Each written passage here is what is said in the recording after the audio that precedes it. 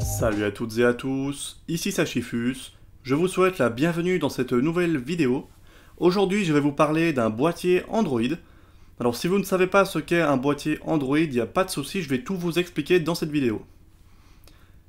Pour commencer, un boîtier Android, eh bien c'est comme son nom l'indique, un petit boîtier qui va fonctionner sur le système d'exploitation Android. Cet OS, c'est celui que vous avez sur vos smartphones, sauf si vous êtes chez Apple bien sûr, et que vous avez également sur les tablettes, sauf les iPads, puisque ces produits Apple tournent sur iOS. Un boîtier Android, ça va permettre de faire quoi? Eh bien ça va permettre de faire une infinité de choses. Vous allez pouvoir faire sur un boîtier Android tout ce que vous faites sur un smartphone ou une tablette, sauf que là vous allez pouvoir le faire en grand sur un téléviseur. Donc voilà, imaginez un petit peu, les possibilités sont vraiment infinies. La principale utilisation de ces petits boîtiers là, c'est généralement pour faire du media center, c'est-à-dire la lecture de films, etc. sur son téléviseur. Mais évidemment, on peut également faire du jeu vidéo en branchant une manette en Bluetooth, on peut faire vraiment plein de choses. Moi, je vais vous présenter aujourd'hui un modèle en particulier, mais sachez qu'il existe tout un tas de modèles différents, tout simplement, de plein de marques différentes. Alors évidemment, il y a des modèles qui sont mieux que d'autres. Maintenant, je ne vais pas dans cette vidéo vous faire un comparatif des différents modèles, mais je vais simplement, moi, vous présenter un modèle particulier et vous montrer un petit peu ce qu'on peut faire avec.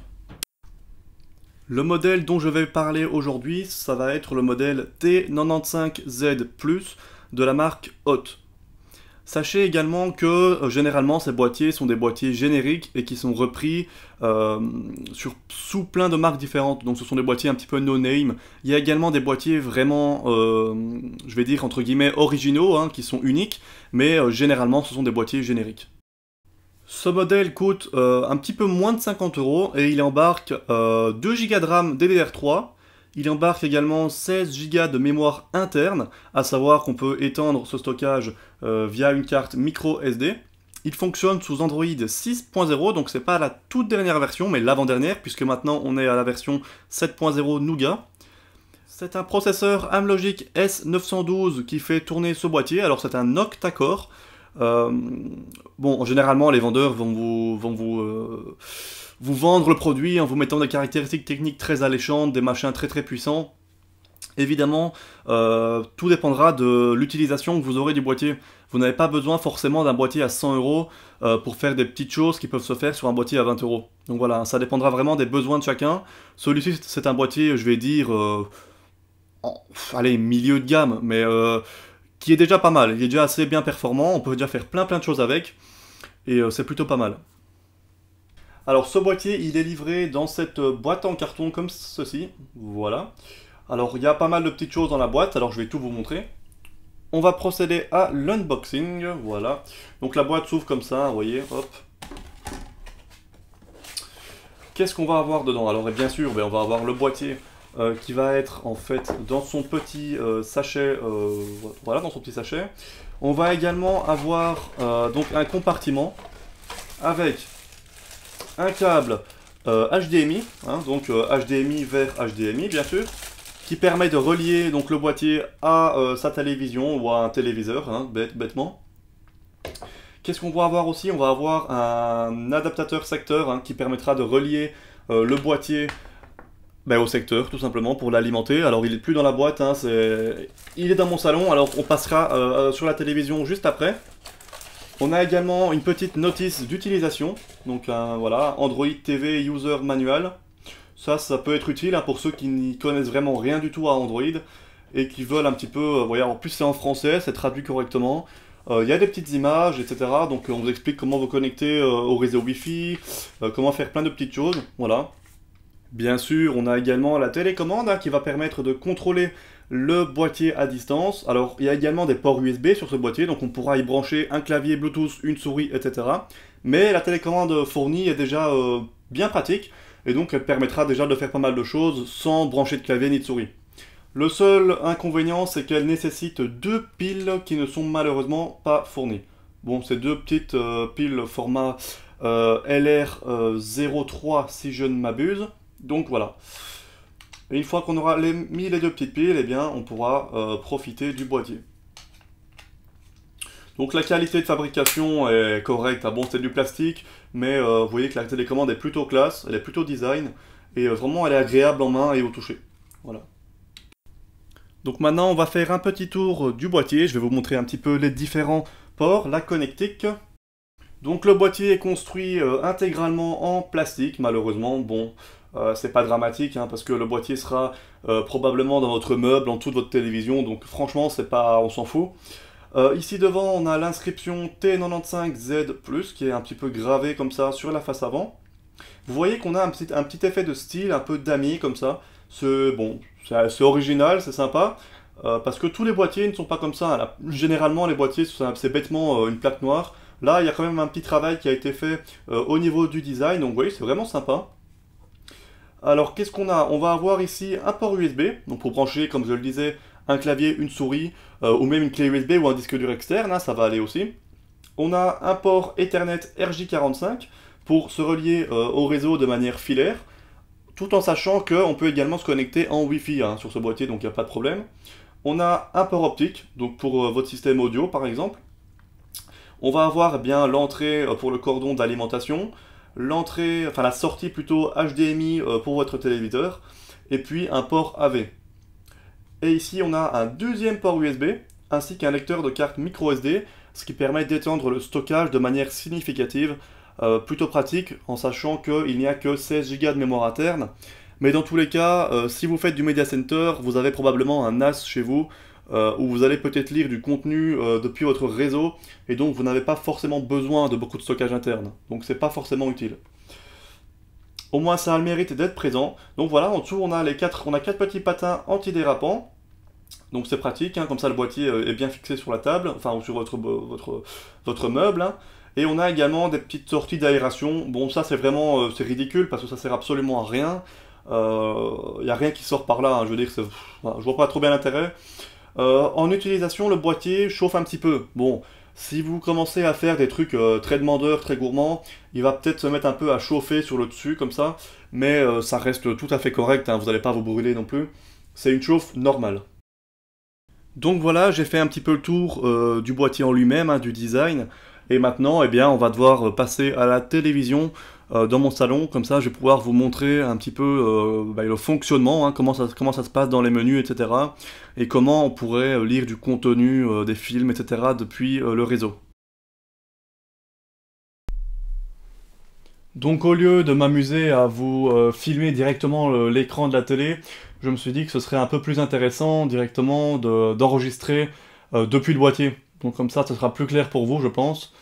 Alors, le boîtier démarre très vite. Au bout de... Allez, on le branche, 15 secondes après, on arrive sur l'écran d'accueil, comme celui-ci. Et donc, c'est rapide, hein. Franchement, le démarrage est très rapide. Pas de souci à ce niveau-là. Donc, vous voyez que là, l'interface qu'on a, c'est pas une interface, je vais dire, classique. C'est un launcher personnalisé, modifié pour ce boîtier-là, donc Smart TV Box. Et ça permet une navigation plus simple à la télécommande, parce qu'avec un launcher de base, avec les petites icônes machin, c'est plus compliqué à la télécommande. Voilà, c'est plus simple pour la télécommande directement avec ce launcher-là. Donc moi je vais laisser ce launcher-là, ça me convient très bien. Alors, je vais vous montrer vite fait l'interface, mais je vais pas m'attarder des heures sur toutes les fonctionnalités, etc., parce que la vidéo serait beaucoup trop longue. Donc voilà, vraiment le basique. Donc on a ici les settings, donc les paramètres. Dans les paramètres, on va pouvoir se relier à notre réseau Wi-Fi. Donc ça prend quelques secondes, hein, on tape le mot de passe. Si vous voulez aller plus vite, libre à vous de brancher un clavier sur un des ports USB du boîtier. On peut régler la résolution, hein, l'affichage, on peut visualiser le stockage restant, la version d'Android ici. On peut modifier la date et l'heure, la langue, la disposition du clavier. On va pouvoir modifier des paramètres de la télécommande, ajouter son compte Google également, ça peut être utile. Pour le Play Store, justement, parce qu'on a le Play Store sur ce boîtier, il est juste là, Google Play Store. D'ailleurs, voilà, hein, là ça c'est l'application que j'utilise pour filmer, pour enregistrer l'écran, c'est AZ Screen Recorder d'ailleurs, donc si ça vous intéresse, c'est gratuit, et ça fonctionne plutôt pas mal. Donc voilà, on a le Play Store, donc on a accès à toutes les applications du Play Store. Voilà, donc j'ai rien de plus à rajouter là-dessus. Moi, je me sers personnellement de ce boîtier comme Media Center, comme station, comme passerelle, si vous voulez. J'ai les films qui sont sur un disque dur externe, sur le réseau, donc un NAS, si vous voulez.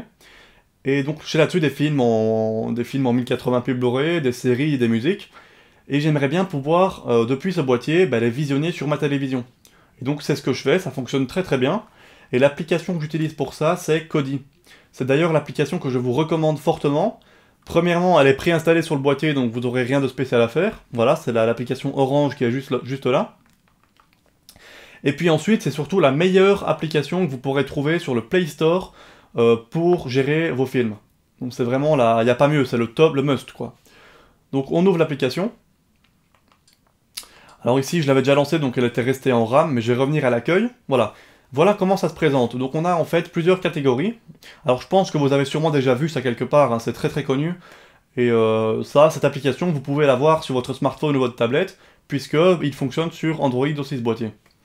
Donc on a une catégorie film, série TV.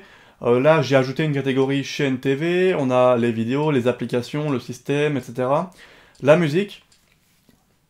Donc moi je me suis constitué une petite bibliothèque de films, et si je me rends dans film ici, eh bien j'ai tous les films qui s'affichent comme ça, avec un magnifique thème, je trouve ça vraiment sympa.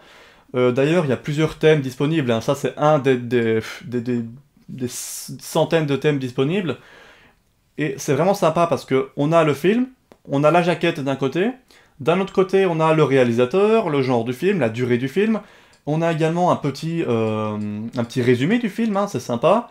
En dessous, on a le format, donc là, vous voyez 1080, le type de son, si c'est du Dolby Digital, de l'AAC, l'AC3, c'est vraiment pratique. Et alors, on a également les notes hein, des films, soit, donc Kodi va chercher les notes des spectateurs, soit sur IMDb ou TMDb, en fonction de ce que vous lui dites. Alors pour ajouter justement une source vidéo, une source de film depuis un disque dur sur le réseau, pour ça on va se rendre dans la catégorie vidéo, donc c'est là qu'on va pouvoir ajouter le disque dur. Ici on va se rendre dans fichier, voilà. Là vous voyez que moi j'ai deux sources, j'ai la source film de mon disque dur et la source série de mon disque dur. Donc voilà, alors pour ajouter donc une nouvelle source, on clique sur ajouter une source de vidéo. Là on clique sur parcourir. On va chercher ici le protocole SMB, hein, réseau Windows. Là, voilà, hop, là j'ai mes appareils reliés au réseau, j'ai ma tablette Chewy, mon ordinateur Optiplex Dell, c'est sur cet ordinateur que j'ai mon disque dur qui est relié avec tous mes films, donc c'est là-dessus que je vais aller chercher, voilà, DD films et séries. Et là, je choisis mon dossier de film, je rentre dedans, puis je clique sur OK. Encore une fois sur OK. Et puis ici, on va aller dans Paramètres, juste à droite en dessous, voilà. Et ici, on va pouvoir modifier la langue. Donc la langue, c'est la langue des résumés, des choses comme ça. Et puis obtenir la note, vous voyez, soit depuis IMDb, ou alors on peut aussi aller la chercher chez TMDb. Voilà, c'est les deux seules sources de notes. Mais bon, c'est les plus connues et les plus fournies, donc il n'y a pas de souci. Et voilà, une fois que la source est ajoutée, Kodi va se charger lui-même d'automatiquement tout synchroniser. Donc tous vos films vont être synchronisés dans la catégorie film ici, voilà. Et là, vous aurez tous vos films. C'est Kodi qui se charge de récupérer les jaquettes, les résumés, les informations, etc. du film. C'est lui qui télécharge tout. Et vous voyez, on a même les acteurs hein, qui participent, etc. C'est vraiment, j'adore. J'adore Kodi, c'est vraiment bien foutu. Le thème est magnifique. Et c'est vraiment un bon moyen d'organiser sa bibliothèque vidéo. Je trouve ça personnellement vraiment vraiment sympa. Alors si vous êtes sous Windows, je vais vous montrer comment on peut partager son disque dur sur le réseau. Donc là j'ai mon disque dur externe de 3 Tera qui contient donc, hein, vous voyez, tous mes films, etc. Vous voyez, voilà. Donc ce sont tous les films que vous avez vus juste avant sur Kodi. Donc pour ça, on fait un clic droit sur le disque dur. On clique sur Partager avec, Partage avancé.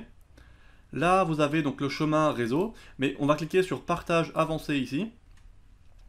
Et puis là, eh bien, vous pourrez indiquer un nom de partage, un nombre maximum d'utilisateurs connectés simultanément sur ce partage. Et ensuite, bien voilà, vous validez, vous faites OK, fermez. Et là, vous aurez un petit icône comme ça, vous voyez, avec deux petites personnes sur votre disque dur. Et ce petit machin-là signifie que le partage est actif. Et donc, vous pouvez aller vous connecter sur Kodi, sur le protocole SMB, et vous connecter sur votre disque dur. La vidéo est maintenant terminée, j'espère qu'elle vous aura plu. Si vous avez des questions, surtout, n'hésitez pas dans les commentaires de la vidéo juste en dessous. Je vous répondrai avec plaisir. Si vous voulez que je fasse des tutoriels plus détaillés sur Kodi, sur des fonctionnalités en particulier, n'hésitez pas, hein, je vous les ferai avec plaisir. C'est vrai que j'ai été un petit peu vite dans cette vidéo, mais je voulais pas trop m'étaler parce que sinon elle aurait duré beaucoup trop longtemps. Merci également à mon partenaire Banggood, hein, qui m'a envoyé ce boîtier pour que je puisse vous le tester justement. Et salut à toi Basilic si tu m'écoutes. Et moi je vous dis à la prochaine pour d'autres vidéos, tests ou tutos. Salut!